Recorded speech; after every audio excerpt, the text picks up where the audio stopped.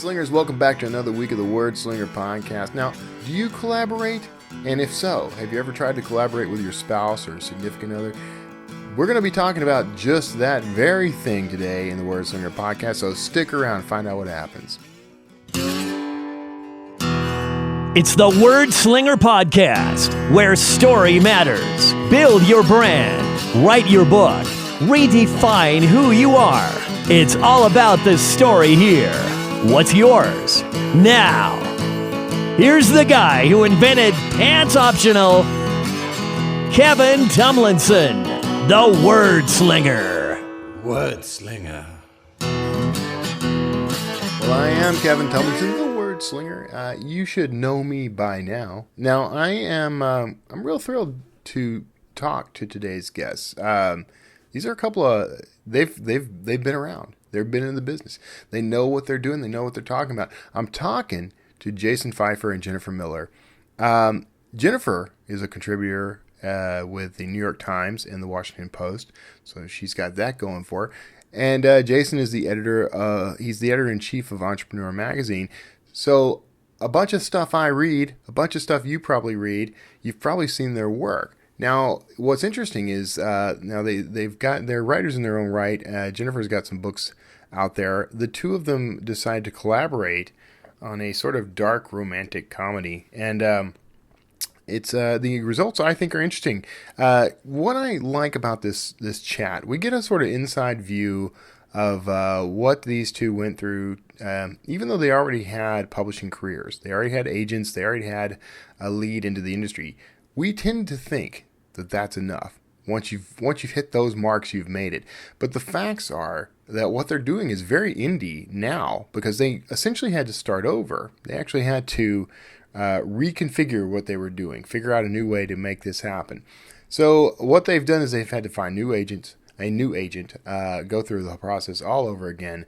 So we're going to talk about some of that. But what I really dig is when we start talking about how they're marketing the work, it sounds very much like what a lot of indie authors are doing. So these are traditionally published authors putting indie to work for them in their marketing practices and in the overall sort of work that they've produced. They are very much traditional, though, so there's something to learn from this for every type of author who's listening to this show. So thank you for tuning in. I hope you dig this. There's also we talk about collaboration between a married couple, which is something, collaboration isn't. It's tough at the best of times. Collaborating with another writing partner, whether they're a stranger that you've just been introduced to, which happens, or if you have known this person for years, that's always tough. There's always this level of challenge and difficulty. So it's going to be interesting to hear how these two, as a married couple, managed to do it. I can't work with my wife. I just can't. We can't work together. So this is interesting. So stick around, enjoy this interview, and of course, stick around on the other side. I'm going to be talking about a writing process, and I'm also going to give you a little glimpse into what I learned going through Dan Brown's masterclass. So stick around after the interview for that, and I'll see you all on the other side. Hey, thanks for tuning in, sticking around through the intro. Today, this is one of those episodes where we have multiple guests on at one time. We always have a lot of fun with those. This time, I promise you'll be able to tell everybody apart. That's the number one complaint I get when I have multiple guests, is that nobody knows who is who. But I'm talking to Jason Feifer and Jennifer Miller. They're the married authors of the novel Mr. Nice Guy, which we're going to talk about. Jennifer's a contributor to the New York Times and Washington Post, among other publications. And Jason is the editor-in-chief of Entrepreneur Magazine, a magazine that I happen to read. So I'm happy to have, I read the Washington Post and New York Times too. I'm a little hoity-toity that way. So thanks for being on the show, guys. Thanks for having us. And thanks for being a reader of Entrepreneur. Yeah, you got it. Now, maybe I can comp a free subscription now. I think we could set that up. We'll talk about that later. So first up, you guys are, I like how you emphasized that you are the married authors of Mr. Nice Guy. Why don't we talk about the book here? What is the sort of premise of the novel? We'll start there. Sure, yeah. So Mr. Nice Guy is about two people who every week sleep together and then critically review each other's performance in a magazine. So it's a romantic comedy. It's set against the backdrop of New York City publishing. Jason and I both come from long magazine and newspaper careers. And it's really about what happens when two people are forced to be totally honest about the thing that nobody wants to be honest about. It's like the real world for sex, is what you're saying. Exactly. Yeah. Though also, for we should stress for a audience of writers, it's also very much about ambition and working in a high pressure and high ego environment, such as New York magazines are, and the struggles and ambitions of our characters, who all want to be and are writers of some variation, but aren't really the kinds of writers that they wish they were. Right. Right. So Which try tends get to be there. all writers. Yeah. That's Yeah. right. Like every writer I've ever known in my entire life, myself included, is never the writer that they really wish they were. Yeah. It's true. So it's a life of suffering. It's a life of suffering. Yeah. So where did this come from? I'm imagining you guys are sitting in your apartment maybe one evening, talking about work, and decide, wouldn't it be funny if a book about topic X existed? Am I kind of on the right track? So you're on the right track of things that we do. We have a lot of conversations in which we just throw out a premise and then see if we can try to logic our way through what would happen. That is not actually how this one started, though. This one started many, many, many years ago, prior to Jen and I knowing each other. When I was in my mid-20s and I was just starting out, really. I think I might have still been working at community newspapers, but I was doing some freelancing for magazines, and a lot of that happened to be in the sex and relationships arena, which was by pure accident. But I had gotten this piece of advice at an early age, which was to specialize, that I had to specialize in something. And so I decided that I would specialize in whatever the subject matter was of the first big piece that I landed, which happened to be in Salon.com's sex section, back when Salon.com was well-funded and also had a sex section. And so that's why I was writing a whole bunch of these pieces, and a sex columnist saw some of my stuff and reached out to ask for advice on freelancing and pitching and all that stuff. And so we started up a correspondence that went on for about a year, totally professional, never sexy. But in corresponding with this sex columnist, the premise popped into my head. What would happen if two people each week slept together and then critically reviewed each other's performance in a magazine? And I didn't know what to do with it. And I am not a fiction writer. I'm a nonfiction writer. I tried and failed a couple times to write this thing myself, and told Jen about it while we were dating, and she encouraged me to write it, and I struggled to and ultimately failed again. And so when Jen sold her most recent, prior to this one, novel, which was called The Heart You Carry Home, she was looking for a new project. She asked me what she thought I should what I thought she should do next.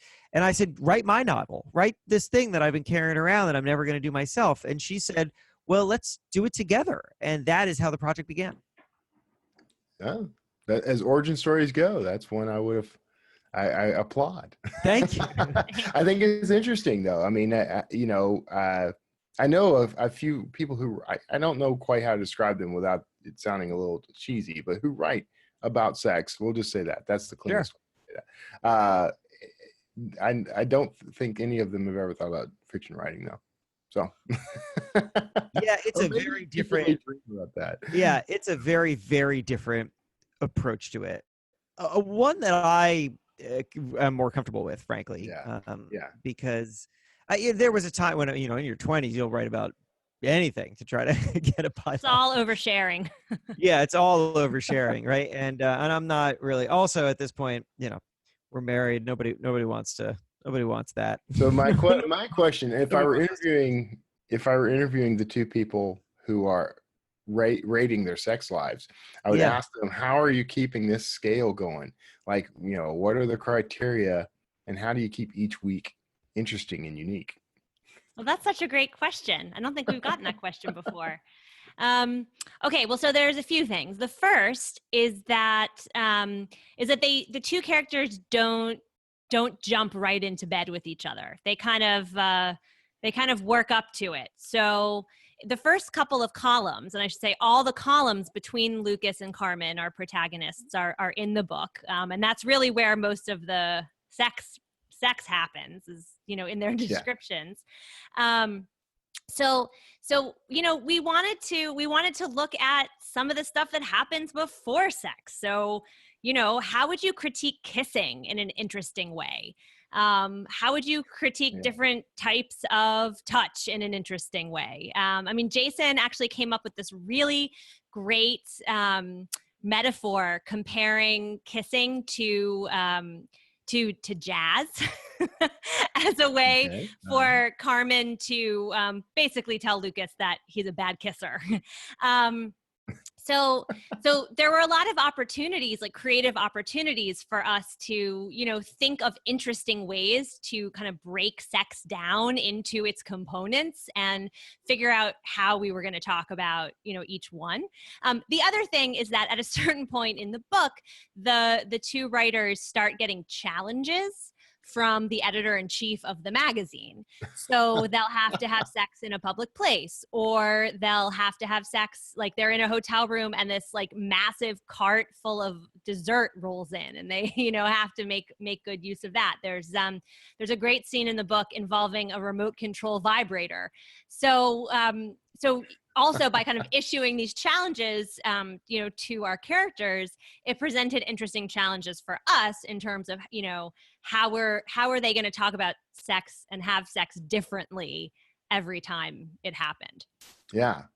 Okay. So, but the title is Mr. Nice Guy. So where does that come in? Why is it focused on I'm assuming that's the male protagonist we're talking about, or is this the remote control vibrator? that would be a great name for a sex toy. That's a perfect name for the sex toy.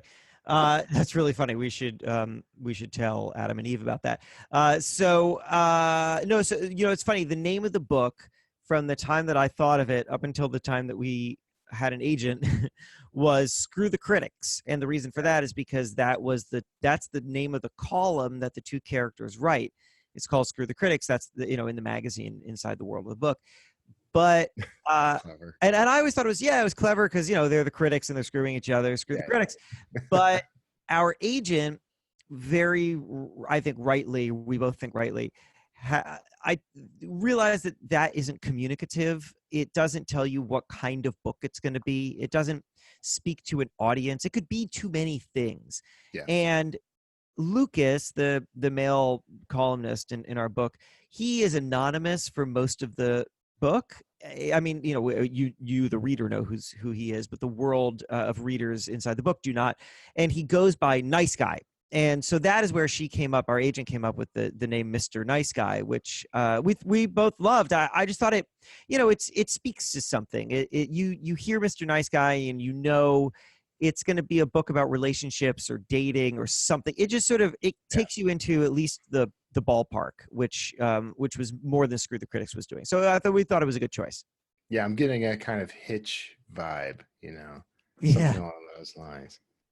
Maybe not. Yeah. Maybe. I haven't seen Hitch. Have you seen Hitch, Jason? I did, but it was a while ago. Probably I remember he was a dating coach, right? Yeah, he was a dating coach. Yeah. Who falls in love? Right. So he's he's the. I mean, very somewhat similar to Carmen in that he's the guy who's telling people what to do, but doesn't really have it together himself. Right. Well, we also have a sex coach in the book. So yes, we do. so Lucas, who is the less experienced one, both as a writer and also performance-wise in bed, he falls into a second relationship with a woman who actually volunteers to basically teach him how to do things that he doesn't know how to do in order to help him one-up Carmen every week when they have this rendezvous. Okay. All right. This sounds like the kind of book I'd read in a nice, relaxing bath. Yeah. So what about research? I mean, man, I don't even know if I want to open this can of worms. What kind of research did you guys do for the book about sex between a couple? Yeah, well, so the boring but honestly more truthful answer is that The book really draws from our experience dating and starting out in a world of New York magazines when we were young and we were getting invited to all these crazy parties and we had the time to actually go to them. We have a 3.5-year-old now, so we're not going to many parties anymore. And so I spent a lot of time, and I mean, Jen can speak to her own research and experience. I spent a lot of time thinking about my past experiences and what I learned from them and what I was like at the time, because the character of Lucas in particular is drawn a lot from my own experiences at that time. And putting that into context and making sense of it and trying to search for those details that I might have missed. I mean, we certainly talked a lot about relationships and our own and pulled from bits and pieces of our lives, but it wasn't like, because this is not, we should be very clear with your audience, this is not like a Harlequin thing, right? Like there's no heaving bosoms in this. This is not a romance, like despite the best efforts of our publisher, this is not a romance novel. Nothing nothing quivers. Right, nothing quivers. No, not at all. We did not want to make the list of worst sex writing awards. This is very, I mean, I think that you can think of this like Sex in the City, right? Like there's a lot of, it's sort of oriented around sex, but it's not a porno. You know what I mean? Like it's a romantic comedy. And it's not cheesy either. Yeah. Also, there's not so much like Sex in the City. It's a satire, people. A satire. Yeah.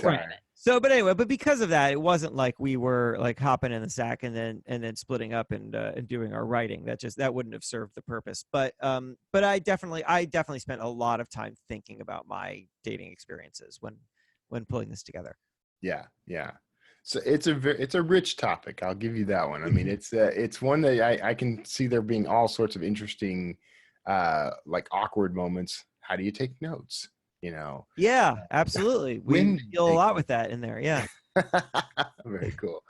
And how much do you share? So yeah, that's fantastic. So you guys went and I kind of prefaced our chat by telling you I have a largely indie audience, so independent and self-published authors primarily, but they're always interested in the process of the traditional side of things. So where did things start? You guys had an idea. Did you write the book first or did you pitch it first? How did this progress? Yeah. So the way that, this is actually my third novel, my fourth book. Okay.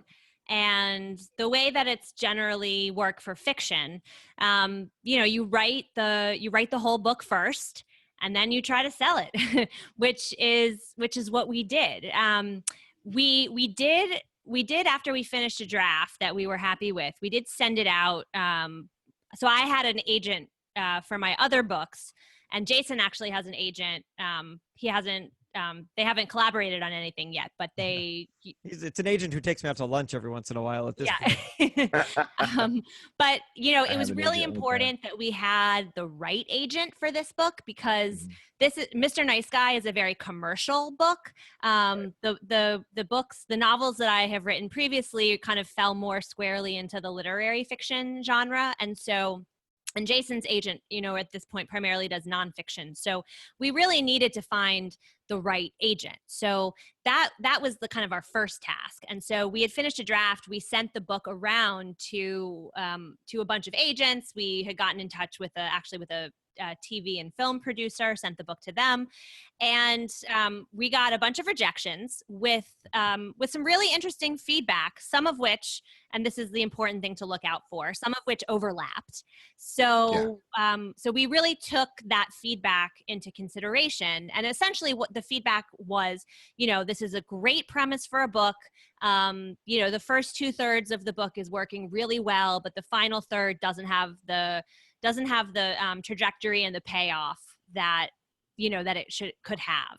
So we took that into consideration. We replotted the final third of the book and spent another year or so writing it. And then we went out looking for an agent again, and we were lucky enough to lock one down. So that was kind of the process of getting to that point. And Jason, you guys, oh, I'm sorry. Go ahead, Jason. If you want to throw something in, I mean, I can hold my question. So I would just no, I don't know. You can well, I'll just, because I have the floor, I'll add one detail which perhaps people will find interesting, which is that the reason that the original set of agents and producer did not thought that the last third didn't work was because we had spent the first 2/3 of this book really developing the relationship between Lucas and Carmen, and then in the final third they get split up. Circumstances in the book and the kind of bad guy in the book ends up splitting them up. And so you don't see them together as much. And the relationship that you became invested in the first 2/3 of the book becomes something very different. And I think that they felt that was unsatisfying. And so a lot of what we had to do was think about how to retain the ultimate trajectory of what we wanted in the last part of the book, but do it with Lucas and Carmen together, where they and their relationship were more central to the plot and to how it unfolds. And that was a challenge, but it was interesting. I mean, the way I almost thought of it in this, like visual way. It was like, if you were to, this is sort of graphic, but if you were to like chop off an arm, right, you would have, you'd have like a bunch of veins and bone and stuff, right? And then you would have things that you just start building out from them. Like I was just trying to think, okay, well, what have we built to by the second third of the book? Like what exists? What are the characters doing? Where are they? What have we set up? And then how can we just continue that? And maybe this character we originally thought was going to go this way, but actually he can go that way. And by doing that, he can move Lucas and Carmen back towards each other.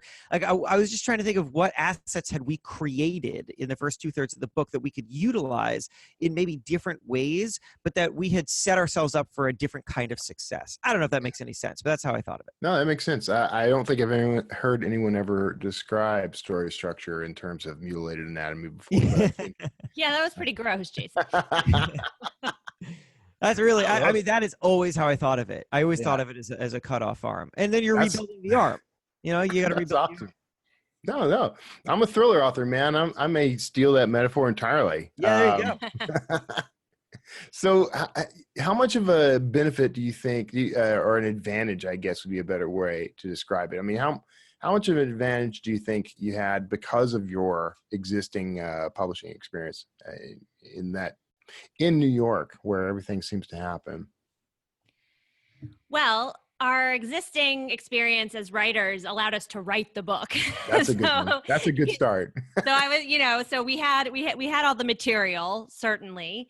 And then in terms of finding an agent, I think that, so we've lived in New York. I've been here since 2006. Jason has been here since 2008. And I think that, at least on my end, like having already published a couple of books and having connections, in the industry. I mean, part of the way that we came to our, that we were able to send the book out to agents and get good feedback from them was going to people that we already knew in the industry and having a foot in the door to actually, have these agents open the email, read the query, and and then agree to read the book, which makes the process a lot easier. Of course, it doesn't mean that they are going to agree to work with you, as was demonstrated the first time around when we basically got a full slate of rejections. But then in the end, the way that we found our agent, I guess, was partly New York related, but also just happenstance. Jason and I, a couple of years ago, were flying back from London, and our flight was canceled. We ended up on a bus with everybody from the plane on the way to an airport hotel. And we started chatting with a guy who just seemed really friendly on the bus. And, we're like, where are you from? Brooklyn. Oh, we're from Brooklyn. Oh, what neighborhood? Brooklyn Heights. Oh, I'm from Brooklyn Heights. What do you do? I'm an author. Oh, I'm an author. And it turned out that we lived down the street from this guy. He's a very successful middle grade author. And Joe, might as well give him a shout out. Adam Gidwitz. Adam Gidwitz. Yeah, we love you, Adam. Look for him on a future episode of the Wordslinger. Adam send was him my card. Who then, a number of years later we kept in touch with him, introduced us to the woman who would become our agent. And that's how that happened. So I guess because we lived in Brooklyn, but also it's just a lot of luck and chance that goes into it.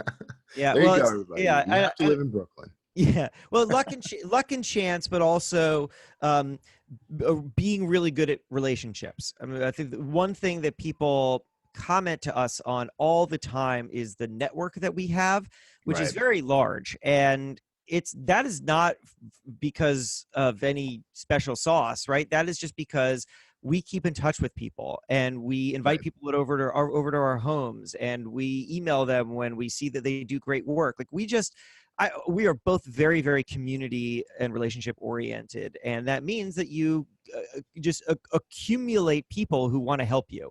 It's not the reason that we do it, but it is an extreme benefit of it. Yeah. When you hear, especially on my side of things, you hear people talk about an author's platform a lot.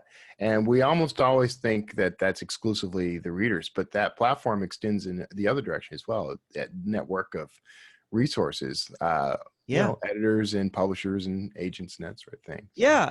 And I can appreciate that if you have a listener who does not live in New York, does not have the kind of network that we have, and you hear our story and you say, well, it's so much easier for you to get the agent and all that, and that's fair. I can appreciate that, but I'll also appreciate that neither of us came from this. It's not like we were born into the media world in New York, right? Like we neither of us are from New York. We both came, we both had a desire to make it in this industry, and we scrapped our way up from nothing. I started in community newspapers, writing for like nobody, putting multiple jobs, and just sending pitches out into the nothing, and doing that, and I've been now at it for 15 years, which is why which is why I am where I am. And Jen has a different but similar trajectory of being totally outside of it and just trying to come in. And I should also say, by the way, totally random, but if you hear a siren, I apologize. My office is on a very busy corner of New York City, and there's no way to escape. No, see, that's authenticity. So yeah, you're throwing in some authenticity into it. There it is. It's just nonstop. There's always some emergency blaring down 7th Ave. Anyway, so we just did it. We did it slowly, methodically. And there are people, we had our book launch and on Tuesday of when we're talking, and there were people from our earliest days there who we've been in touch with just forever. And it's all about just meeting and connecting and putting yourself out there and thinking of it as a very, very long game. Yeah. That's a great way to think of it. That's the thing. Everything you just said is kind of what I want authors to focus on. And that's the idea that you didn't start off, and you didn't start off as a success. You had to build there. And even though you had resources, you couldn't just fall back on those. Like you could just fall back on your position with, your various magazines and publications and know that you were going to be successful. You had to beat that dirt path the same way everyone else does. Oh yeah. Absolutely. Absolutely. Right. You just have to remember that just because somebody's standing somewhere doesn't mean that there wasn't a lot of ground to cover and stumbles along the way to getting there. Right. That's great. So what's are you involved at all in the well, you are. We're gonna call this part of this, but are you involved in all in the overall marketing of the book beyond just doing interviews and a sort of press junket kind of thing? We are the marketing. Yeah. That's where I'm getting. Yes, we are the marketing of the book. So we just the two of us, like on our own fuel, have lined up roughly 30 podcasts. Most of the press that we have received for the book has come because we built relationships with people who could connect us to, basically like getting in touch with the right people to get someone to open your emails, essentially. Right. And even just to, give your listeners like one small example, Jason, so there's a website called Ask a Reporter. and Jason happened to see a request come in from a woman who was looking for Brooklyn-based authors who had their books in the Brooklyn Book Festival for a story that she was writing. Now, we were not at the Brooklyn Book Festival. Our book had not come out yet, so it was too, we wouldn't have been able to do that. But Jason said, this woman looks like she writes for a bunch of places. Why don't you follow up with her and see what she's up to? Yeah. And so I did. And, we weren't able to help her with that specific story, but I was like, let's have coffee. Let's, let's get together and talk books. Yeah. And we did. And she ended up writing about the book for AM New York, which is a free newspaper that is basically like proliferated throughout the New York subways. Right. And it gets a lot of eyeballs. I've picked it up myself before. Yeah. So it's just jumping on those types of opportunities, even if you don't think they're going to lead anywhere. But yeah, just lots of emails, lots of cold calls, lots of booking things. And yeah, we're tired. Yeah, I bet. Yeah, no, that's exhausting. And we set up our own launch event. We did, we did everything. Absolutely everything. What was your launch event like? It was awesome. So we decided, man, this is, by the way, I just got to say, like, these signs have been going on longer than they usually do. I barely have heard. Oh, yeah. Okay, good. Because it's driving me crazy here. So you feel a little better. Yeah. All right, good. I'm glad you can't really hear it. So we wanted to try to do as many things differently as possible with this book, right? And not just follow the traditional route. And we could talk about some things. We did some things that were very, very different. And one of them was the launch. Originally we were thinking we would just do it at a bookstore like everybody else. And then we started thinking, you know what? It would be cool to do something different. And also we want to invite a ton of people. And I don't think a ton of people can fit into any bookstore. We used to have a really great bookstore called Book Court somewhat near us in Brooklyn that had a really large event space where Jen had done her last 2 novels, but they closed, and the other stores just don't have really large event spaces. So we started looking around at some other options, and here this again goes to the value of just building those relationships and keeping in touch with people. Many, many, many years ago, we had gone to some party and met a producer at NBC or ABC News, I can't remember. Her name is Katie Conrad, and I stayed in touch with her on social media, saw her a couple times over the years. Anyway, Katie is now like very high up, or maybe even the head of PR at WeWork. So I dropped Katie a line and I said, hey, we've got this book coming out and we would love to do something really big and awesome. Could WeWork provide us a space to do that?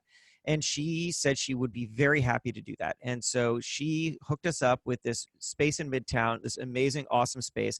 And then we just started calling everybody, either calling in some favors or calling in or just reaching out absolutely cold, or going hopscotching people. Hey, do you know someone? Do you know someone? Do you know someone? Until we finally got a food sponsor, a liquor sponsor, an awesome bartender named Elliot Clark, who goes by Apartment Bartender on Instagram, to come and like make custom cocktails named after Carmen and Lucas, the characters. What else did we have? We had the liquor sponsor. Also, we were interviewed by Stacey London, who's the host of What Not to Wear on TLC. I had done a story for the New York Times a number of years ago. She was in the story. It was a pretty critical story. I thought she would never want to talk to me again. She was a very good sport, and we actually became friends. And so we reached out to her to basically moderate the Q&A, and so that was awesome too. Yeah, that experience in particular, it got me thinking. I have this phrase that I feel like I wanted to start printing on T-shirts, which is "shake every tree." Like every single tree, like everything, everybody you know, every contact you have, you go out and you shake every one of them. And not everyone will drop some fruit, but enough will that you can build something really amazing. That's been our attitude. I feel like I should start hanging out with you guys more. I don't have people like that in my trees. So I got a few. Yeah. You got to start planting the grove. Yeah, exactly right. That's great. So now WeWork, it's like a co-working space, right? Yeah, it's Yeah. a national chain of co-working spaces. Yeah, we have one here in the Houston area. I haven't gotten to check out yet, but I know Oh, it. check it out. I bet it's really cool. The Yeah. ones here are very cool. I love those, and I love the idea of those, and I'm half tempted to go work from one, but I'm like, well, I have a really sweet home office. So Yeah. other Your than office not is having, great. We're looking at on Zoom at your office, and it's it's custom. My wife has a lot to do with the thing. I showed her a picture and said I want it to look kind of like this, and then she did exactly that with everything that I owned. So made it look much nicer than it is. So that's great. I mean, I love that. By the way, that's a philosophy that I live by. I preach kind of on my show, and I phrase it because my grandfather used to say, "I never got a thing I didn't ask for, even if it's a punch in the mouth or a punch in the face." Sometimes he'd say, Yeah. "But you get a lot more when you actually start asking for it." I guess is the general idea there.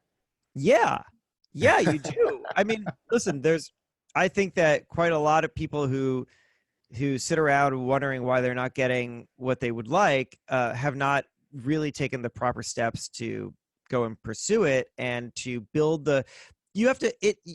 it's all about relationships, not transactions, right? So you're right. You have to go and ask for it, and we did ask for it, but we asked for it after already building the relationship. And That's right. And we started thinking specific. I mean, a lot of these things that we drew from were relationships prior to us ever selling the book, right? Like we've known Stacy a lot longer than we've been trying to market this book, but we sold this book. You and us are talking in October of 2018. We sold this book June of 2017, and then there was a long period of time, and we used all of that time.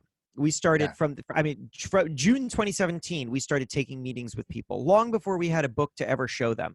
And we used that to our advantage. We would reach out to, for example, so like Hello Giggles, which is, so we found the books editor of Hello Giggles, Elizabeth Entman, and just reached out cold before and said, listen, hey, we like your work. We are very interested in understanding Hello Giggles and the media landscape that you operate in.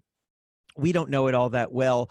We'd love to talk to you. We have a book coming out, but honestly, it is so early that I don't even have a book to share with you. Like, we're not pitching you our book right now, which I think is a good thing, right? Like, utilize that to your advantage. This is not a pitch meeting. This is really like, you understand something that we don't. It's an info session. It's an info Right. session. Yeah.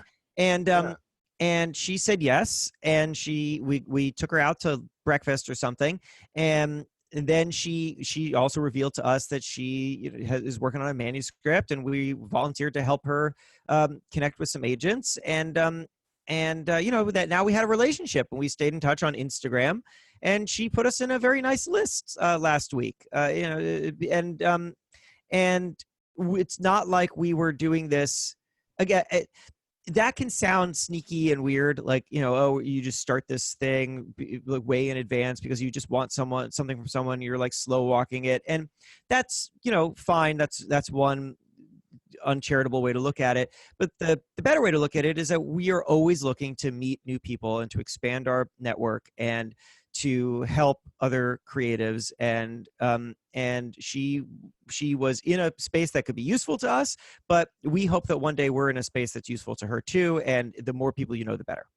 Yeah, Right. and I'll say also, like, she hadn't read the book yet. If she didn't like the book, she's not going to feature it. Right. Also that on the website, or if the book wasn't a fit for the website, like, she's not gonna, her reputation is at stake. So she's not gonna do that. And I'm also pretty sure, we did pass her along. We did help her out with some agent contacts. I don't think anything came of that. Yeah. So it's not, it wasn't like a quid pro quo. No. But she was appreciative that we did it. And there were also people who we did that to who did not help us. Yeah. We went to a lot of people who then in the end did nothing, and not faulting them. It's just, that's the reality. It's like you're casting a lot of nets and you don't always snag a fish. So. Right. Yeah. That's right. I love everything about what you guys are doing, though. And this is the stuff that I tell authors all the time, that you think there's a real tendency to think, well, I can't approach people to talk about my book or include my book on their website or magazine or whatever, because I'm not a New York Times bestseller, or I'm not a USA Today bestseller or something like that, or I don't have a publisher backing me. But you guys you're handling your marketing just like any indie author would. Yeah. Oh yeah. You got to hear about this. Jen, tell him about the novel aid stand. Okay, so so for my debut I'm novel, already intrigued, by the way. So my debut novel came out in 2012. It's called The Year of the Gadfly. It's a novel set at a prep school. It's a mystery, and it was my debut. I wanted to do anything I possibly could to try to sell that book. So I did a couple things. The first was that I went out on the street corner. I set up what I called the novel aid stand, which was basically a lemonade stand for books. I made cookies and I made big signs and I set myself up on the street corner, like on a busy street. I think probably ran afoul of a number of New York City ordinances, but whatever. And and just sat there for hours on the weekends, and people would come up to me because what is this thing? What are you doing here? And if you bought a book, you got a homemade cookie. And I would sell more books in an hour that way than I would sell at a lot of the bookstores that I did readings at. And in fact, I got a lot of press out of the fact that I was doing this because, it's kind of like a wacky thing to be doing. The other thing I did to try to sell that book was I gave myself a book club challenge to try to do 100 book clubs in a month. I was able to do 76 book clubs in 30 days. Okay. That was also exhausting. But again, that also itself got a lot of press, which then got the book out there. Yeah. So, it's all about hustling. And the publisher, at that time I was with Houghton Mifflin. They were an amazing publisher. They really did a lot to help, promote the book. But I also felt like there's only so much that they can do. And I've got to this is my ultimately I'm the CEO of this company. This is my product. I have to push it however I can. And if that means I'm going to stand on the street corner and hawk my book, then that's what I'm going to do. Yeah. Okay. See, you hit it. And I know you guys in particular will appreciate this. This, you said, I'm the CEO of this business. You're the books, the publishing, all of that is your company, your product, your brand, all of that. So I love that approach. Very entrepreneurial. Yeah, you have to be. You have to be. I mean, it's funny. I was talking to, my day job is editor-in-chief of Entrepreneur Magazine, and we have a books division, Entrepreneur Press. And I was talking to the head, Vanessa, who heads up that division, and she was asking me about what I was doing to prepare for Mr. Nice Guy, and I was explaining the bazillion things that we were doing and all the ways that we were putting stuff out there. And she said, that's exactly what you need to do, and that her greatest frustration is authors who are afraid to sell, that they just think of themselves as the writer, and they can't think of themselves as a salesperson, and they get shy about asking for favors, and they get shy about putting themselves out there. And you have to do both. You are not just you're not making a product, you're running a business, and that business is the book. And it could be other things, right? I mean, you could take the book and then try to build a business on top of it. It could, but I guess if we wanted to, Jen and I could try to leverage this book into doing tours, talking about relationships and good communication and all that stuff. And we haven't really explored that yet because we have these other careers, but we could, right? It would be a thing. It would be a way to extend this into more of an even more of a business concept. But just on the book alone, you have to think of it like you are running a business, and that means you got to go out and sell. And neither of us are shy about that. And I think that everybody who you work with, your agent, your publisher, your editor, everyone will be more excited to work with you if they see that drive and that willingness in you. Yes, that if nothing else, I hope people take that away with them.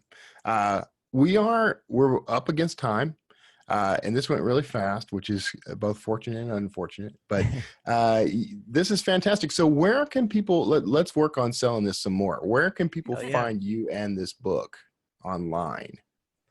Yeah. So, I mean, online, obviously Amazon, and we've got, we've got the paperback, we've got the Kindle, and there's the audiobook on Audible.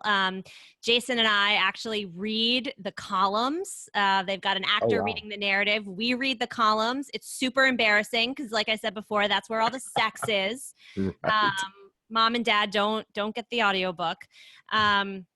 And then, I would go to the website of your favorite independent bookstore and see if they can order it for you and send it to you, because really want to support those independent bookstores. Right. And it is in stores too, but we don't have the full we don't have the full scale of the stores. So it's certainly easier to find it online. Anyway, but Mr. Nice Guy, it's got a big purple cover, can't miss it. And then you can get in touch with us on social. Jason, or I'm at Hey Feifer, HeyFeifer on Twitter and Instagram, and Jen is Prop Jen, PROPJEN on Twitter and Instagram. Yeah, and you guys also have. I'm sorry. Go ahead. Oh no, I was just going to say, if any of listeners, if any of you guys have book clubs, we will totally Skype into your book club. We would love to Skype into your book club. Yeah, totally. And I'm just going to make some sort of like offer here, which is that if you want some consulting on how to think entrepreneurially, buy a bunch of our books and then tell us about it, and then we will feel so indebted that we will hop on the phone with you and help you. Yeah, absolutely. We will do that. You have a deal, sir. I will take you both up on that. Okay, fantastic. You guys also have at Mr. Nice Guy on Twitter and MrNiceGuyNovel.com. Yes, correct. We do have all that. Very good. Just want to make sure. It's going to be in the show notes, everybody. Just relax. You'll be able to find it. All right. Well, I have absolutely adored talking to both of you. I'm now going to read this book. This is not the genre I typically read, I think, but I'm actually very much looking forward to it, even the embarrassing parts. Especially the embarrassing parts. Embarrassing parts. I'll get it on Audible, and my wife and I will listen to it on the next road trip we take. That's nothing great. Awkward about that. No, nothing awkward about that. No, make sure to turn up the volume really loud. Turn up the windows. As I'm rolling through podunk towns in the southern U.S. I hear they're really into this kind of stuff. They're really into this. All right. Well, thank you so much for being on, taking the time to talk to me, and everybody else.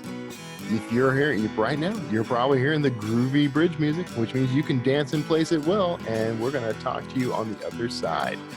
We'll see you then. Hear your book the way it was meant to be heard. With a fully custom soundtrack based on your material. An album of music that perfectly fits your characters, your settings. Hear your book today. SonataInscribe.com. Hey, thanks for sticking around. I hope you enjoyed that interview with Jason and Jennifer. A lot to unpack in that one. There's a lot in there, and it's all very useful. So I hope listen to it twice. Go back and check it out, and of course, check out their book, Mr. Nice Guy. Get that, MrNiceGuyNovel.com. You'll find a link to that in the show notes of this episode at WordslingerPodcast.com. Make sure you're going over there, by the way. Go check that out. That's associated with my author site, so you can actually pick up copies of my books, including my newest book. It's releasing, it's on pre-order right now. It's going to be available December 15th. It's called The Antarctic Forgery. It's a new Dan Cutler thriller. Very excited about that. Go pick up your copy. It was a lot of fun to pull that together. It was a little tougher than my other books. For reasons I'll go into in a moment. But for now, I'm going to mute this. 1 second. Hold on. Sorry for that pause. And if you're watching on the video, you saw me coughing into my hand. Sorry about that. I didn't want to do that in your ear. So, the new book is exciting. It had its challenges. Real quick, I'll go through what happened there. During the process, so I started the book earlier in the year. I had a whole goal. I had a whole plan of knocking out a ton of books this year. And the reality caught up with me when we started to move. We had to pack and move from our place in Pearland to a new place in Sugarland, Texas. We had to deal with some stuff with the RV. I had a bunch of travel in there.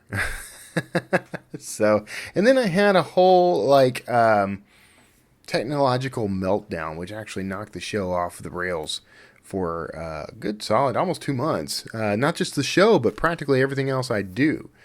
My author site was down, the podcast was down, my email was down, everything just completely collapsed, all because I was trying to make things a little easier and better, which seems to be my lot in life. Anytime I try to improve my processes, I have to go through a period of implosion, we'll say. So, the book had its challenges. I was writing about a topic that I wasn't all that keen on for a while. I wrote about Antarctica, and if you read the author's note at the end of this book, I actually talk about how I have just very little interest in Antarctica. So you're going to ask yourself, well, why did you write this book, Kevin? And the answer to that is I wanted to challenge myself. I needed a landscape that fit the idea that I had in mind. Antarctica was perfect for that. And since writing the book, I was a little hard on Antarctica, I think. There's a great deal of history and things that I didn't dip into really, because I was only learning it in the process of researching the book as I went, basically. I had done some research beforehand, and I really should have dug a little deeper on some things, because I think I could have added that stuff in. But the good news here is that that stuff may appear in a future book. So research is never wasted. So anyway, check that out. It's on pre-order right now. You can actually get it at a discounted price on pre-order for $2.99 rather than $4.99. So this is the time to pick up a copy. Go check that out. Now, in addition to that, I went through recently. I just finished yesterday, actually. Oh, sorry for that. I shook the camera. Yesterday, I completed the Dan Brown Masterclass. If you're not familiar with Masterclass, it's a program that offers... it brings in experts in various fields, well-known people, celebrities usually, who talk about what they do. So you have, I took the James Patterson masterclass, and I did Steve Martin's class. They have Chef Ramsay is a class on there. Several, Aaron Sorkin, whom I'm actually taking that class now. So it's a great program. And right now you can actually, I believe you can get in, because I got in at the price of one course for an entire year's worth of courses. So I spent $90 rather than $200. And I'm actually able to take any of the courses that they have. And I was able to give one of those to a friend. So this is the time to check it out, actually. But the Dan Brown course was fantastic. I don't think it really covered any new ground per se, but it did. It provided some perspective. I like knowing how other authors do this stuff. For one, it can be affirming when you find out that the stuff that you do, that you think you're just ad hocing and improvising as you go, turns out to be what other authors do as well. That's pretty encouraging. But it also is, it's nice to see how other people do things, because you can learn something just from their process rather than, here's how I approach plotting or craft or whatever. Just knowing that this particular author gets up every day at 4 and has a smoothie, a kale smoothie, and, does his thing. You might take some inspiration from that, learn those habits, or learn a new habit of your own. So, I think it's a great course. I think you should take it as an author, not just as a thriller author, but any type of writing. I think this is a good course to take and absorb, take some inspiration from it. As a thriller writer, his process is very similar to my own, so I was glad to hear that. And I learned some things about how he does it that I'm going to incorporate into my own routines, my own process. But one of the things, and I apologize, here, I'll mute again. Aren't you glad I do that instead of hacking in your ear? One of the things he was very keen on, very big on, was process, sticking to the process. And I'll paraphrase here because I don't know exactly how he worded it, but he, like me, he does not believe in writer's block. Maybe speaking block, but not writer's block. He doesn't believe in that. He believes that the cure for writer's block is to trust your process. So if you're writing and you think the words stink, if you think everything is trash, it's terrible, you're just doing a lousy job, just keep going. Just finish it. Finish what you're writing. Because you can always go back and edit. You can always improve later, right? But most of the time, if you write it and you set it aside, you can come back to it later and you might discover that it's actually much better than you thought. That maybe it needs a tweak here and there, but it's actually pretty good. Because we can be pretty hard on ourselves as writers. So I think that's great. I think that idea of trusting your process is a very valid idea, something that I myself tell people and believe. And in that light, I wanted to talk about my own process, and it's a little convoluted. Things have changed for me quite a bit over the years. When I wrote 30-Day Author, I was very adamant that you should never edit while you're writing. It would exponentially increase the odds that you won't finish the book. And I still believe that's true. There is a slight caveat now. I'm a little softer on it now, because after encountering Dean Wesley Smith's process of looping, which I call looping, I can't think of the term he uses, but he loops back. He writes 500 words, he loops back, he edits, he continues writing. I think that's a great process. Now, I have a modified version of that, which I'll get to in a moment. But first, I want to talk about the structure of how I do what I do. So I use Scrivener. I don't use Scrivener's built-in templates, actually. I open a blank template. And the reason I do that is because I have my own way of inserting front matter and end matter. I do my formatting outside of Scrivener. I know that there's an integration between Scrivener and Vellum now, but I still prefer to compile the document and import it into Vellum manually. That's me. So you do what you are comfortable doing, what works for you. This is how I do it. So I open Vellum, and I open a blank template, and I start with chapter 1. I create a folder called chapter 1. Within the folder, I create a scene called 1-1. So even if I only have one scene in that chapter, it's going to be called 1-1. That helps me keep track later as I'm editing, which I'll talk about in a moment. But that's my sort of nomenclature for my chapters and scenes. So every chapter gets named, it gets a folder that gets named after it, and every scene is named for the chapter and its position in order. And I write, I'll have scene breaks occasionally, so I'll have multiple scenes in a chapter usually, but sometimes I only have one scene. I still call it X-1.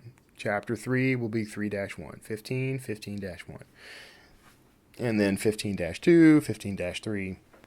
I've never had more than 3 scenes in a chapter, I think. So that's the way I structure the book, and I write. Now, I used to have a daily word target. I still do. I still aim for a minimum number of words, typically in the 2,500 range. But what I've been doing this for so long that I no longer have to do that in order to maintain my productivity. I recommend people do that. Set a word target. Because as you go, you can push yourself to try to beat that target every day. And eventually you become really good at this. You become really good at not only hitting your target, but going above and beyond. And eventually the number of words you're able to produce in a day will go up. Because that's practice. So having that target is really good when you're first starting out. It's not so bad when you're a veteran too, but especially when you're starting out. Set your word target so that you can beat it. And you hear crazy things, 5,000 words a day or whatever. And I'll do 5,000 sometimes. I'll do 10,000 sometimes. Sometimes I'll do 20 or more. But to get there consistently, you would start with a target. Maybe you're only going to do 500 a day. And you do that for a month. And then you say, I'm going to do 1,000 a day. And you just increase like that. I don't do this anymore. I don't track the words that way anymore. And the reason I don't, because I know every day I'm going to be putting words on the page because I've just made it a habit. My sort of goals and habits now are I treat writing like any other morning discipline. And so I advocate writing every single day, 7 days a week. But if you want to take time off, there's no reason not to. You can take the weekends off. You can take holidays, birthdays, whatever. But the way I approach it is, and I said this in an interview recently, I like to, if I'm going to skip writing, I want to skip writing the same way I would skip brushing my teeth or taking a shower, which is to say, reluctantly and with a bit of disgust. So I try to write every day, and on the days that I don't, I try to feel a little uncomfortable with myself, and it's not hard because it's just an automatic. So even if I'm only writing 100 words that day, at least I try to write something. And I recommend that you do the same. Set your word target, write 2,500 words, write 1,500 words, write 1,000 words, whatever. But as long as you write something every day, you're going to be good. So get yourself into that habit, just like brushing your teeth or taking a shower or putting on pants before you go out into the world. Make sure you are doing your writing each day. I do it in the morning. You may do it at night. Maybe it's the last thing you do before you go to bed.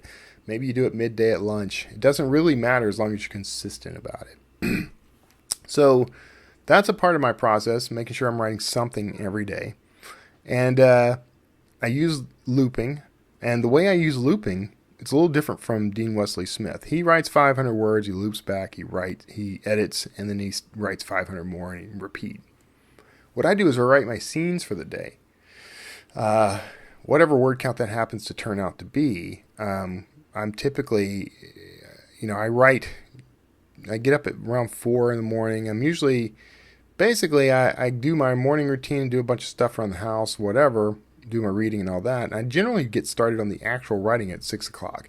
And I write typically from 6 to 9. Because after 9, I usually have other stuff I need to take care of for the day. And that's a comfortable amount of time. That's a good 3-hour space. If I can get started a little earlier, I do. But typically 6 o'clock is when other places open. So if I'm not going to write from home, I'm going to go to Starbucks or something like that. 6 o'clock is a good target. So I do that writing. And the way I start is I loop back to the writing I did the day before. Take all the scenes I wrote the day before, and I open Grammarly.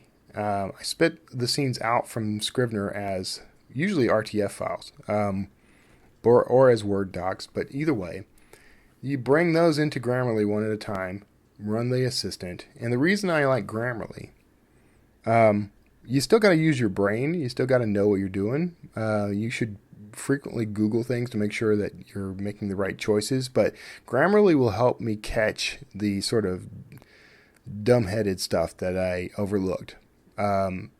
Minor spelling errors, that sort of thing, wrong word choice, comma usage, it helps a lot with that. It's frequently wrong about comma usage, I should point out, but it helps me to be aware of the manuscript.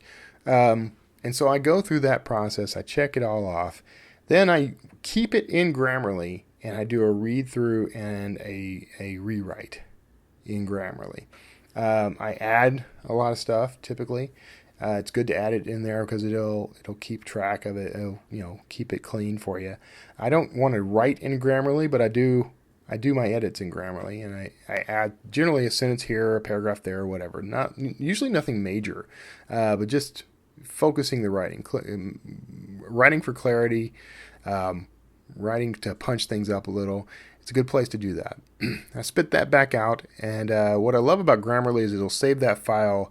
It amends the file name with .edited. So it'll be, 1-1 .edited.doc.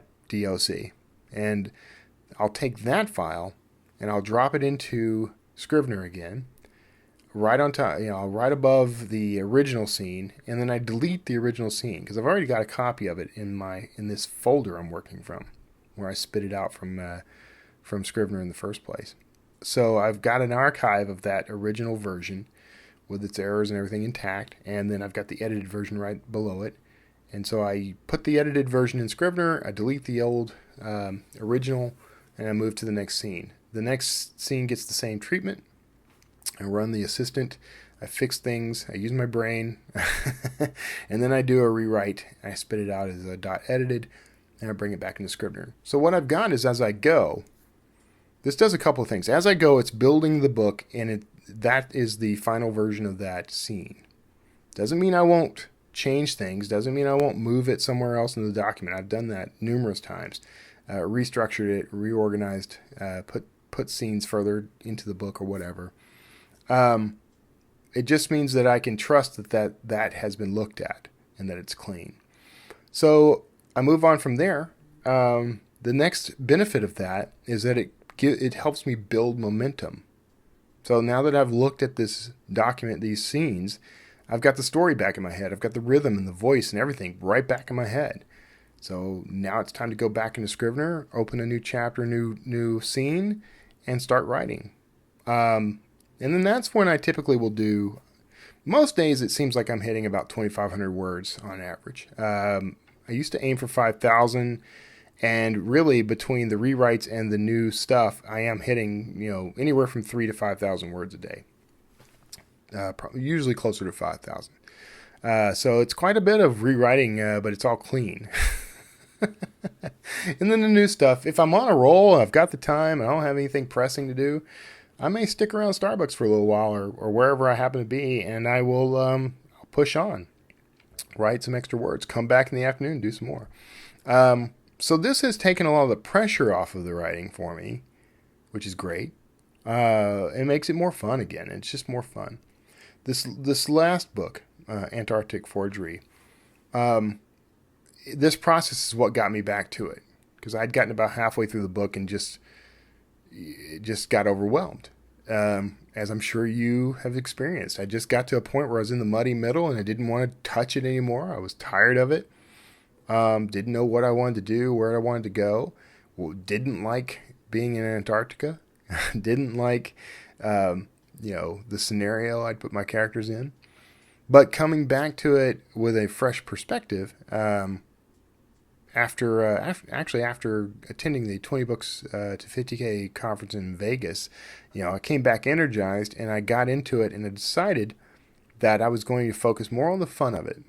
I was going to focus on having a good time with it rather than stressing about it and trying to push through anything, So I came through and I implemented this process, not dissimilar from what I was doing before, but with some new twists. The Grammarly thing is a new twist. And it just re-energized me to get back into the story. Knocked it out in a week or two. Went from being stalled on it to having it done. And then I set up the pre-order, got everything going, and I immediately rolled into a brand new book. And the new one is in progress. I've got about half of it written at this point. And I'm excited. Very, very excited. I can see doing this. So this is going to be the kind of process that it doesn't stress me out. It doesn't exhaust me. I don't feel overwhelmed. It's a fun way to approach the writing, and so I'm going to keep doing it. And you need to find that process for yourself. So once I've got the book finished, because I did this loop back and edit thing as I went, the book is done. I don't have to go back and reread it and edit it again, because I've already done that part. So now I go to my street team, and the first thing I do is I drop this into Vellum, where I have my front matter and end matter. So I have my little template. This is why I didn't use those templates in Scrivener. I have everything set up, ready to go. All my the also by section, which has all the books by me, the sort of CTAs and other things that I use to push other books. All that stuff is set up and ready for me. So I drop the document in. I let Vellum do its thing. I double check everything, make sure everything's formatted the way I wanted. Nothing dropped out. Looks good, feels good. Everybody's good. And then I spit that out as ebooks, the EPUB, Mobi, PDF. I upload that to BookFunnel, where I can create a page for people to download it for free. And then I take that link and I go to my street team and tell them all about it, tell them what I'm doing, what my deadlines are for having the content back, and give them that link, and they're able to download and read the book and give me feedback. And then for the next few weeks, it's feedback and updates until my deadline. And surprisingly, this round, normally I have tons and tons of typos to fix, tons and tons of glitches that I have to fix. No matter how carefully I edited, I send it to the street team and I get a ton of this stuff back. This time, no. This time, because of the Grammarly thing, I caught 99% of those errors, and I think I could probably count the number of things they've given me to fix on one hand-ish, maybe 6 fingers. So I'd say a good 99% of those errors got fixed automatically during that edit process in a very stress-free way. So something to think about. These tools, there's lots of tools. Pro Writing Aid is another one I'm going to try out. Looking forward to trying that. Hemingway is another tool I could use. I haven't really dug in on that, but there are lots of ways to approach this. Microsoft Word even. I use Microsoft Word to do a quick scan and replace of certain things. Every now and then I type Coulter instead of Kotler, and so I do a quick find and replace for that. I find and replace double spaces after a period. You know, these little maintenance things I do that help make the book better. And then that's it. Once I've gotten the feedback and I've implemented it, I make sure I get that final version up everywhere it needs to go live, and that's the process. And because I have this process, it makes it a lot easier, and I can improvise between the notes. Okay, I can change things up, and I'm going to. Eventually, I'm going to write all this down. Probably, I was thinking I might update 30-Day Author, but I may just create a whole new book that is this writing process, outlining. Not specifically you have to use this software or do these things, but rather allow people to see the skeleton of this and implement it in their own work in whatever way is comfortable for them. I think I can make that a reality. So that is it. I wanted to give you that because I felt like after going through Dan Brown's course, the takeaway for me that I valued most was this idea of trusting the process. And I think a lot of authors don't necessarily have a process. So this is a place for you to start. This is where you can, you can steal from me liberally and create a process of your own. Just make sure the key components are the process has to work. It can't be one of these things where you have an 80% or 90% success rate with completing a book. It has to be, if I follow the process 100% of the time, I get a book. The process has to be easy to implement. Can't have a lot of overhead, either in time or money or stress. It has to work with the rest of the way your life works. You have to be able to implement this in your ongoing life. It's just part of your life, and it has to be repeatable. So, and probably a few other rules that I'll come up with when I write it all down. That's it. I hope that's useful to you. I hope you got something out of this the interview, because Jason and Jennifer were great guests. I really enjoyed their company. I'm very interested to see how things go with the book. I love the sort of indie marketing approach that they're taking. So be sure you check out their book. Check that out, and that's it. So, coming up, we got Thanksgiving is past us, but we got Christmas and New Year's coming up. You may recall years past, it gets really tough for me to actually produce episodes during December. So I'm going to give it a shot because I had such a long hiatus because of technical difficulties. I'm going to see if I can knock out another couple of episodes for you for this month. But there's a real good chance I won't be able to, and just in case I don't, I want you to have a wonderful Christmas, a wonderful New Year. Be safe.